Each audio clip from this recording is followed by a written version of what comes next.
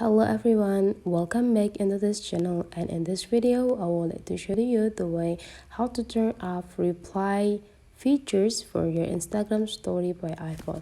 So the first thing you have to do, open your Instagram application and sign in into the account that you use, and now you just need to take a look on this bottom features. There will be several sections that you have on Instagram. Now you just need to visit your profile, and whenever you're here, now you just need to go click this three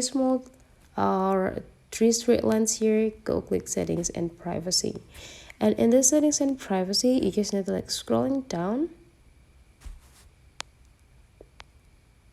until you found this message and story replies.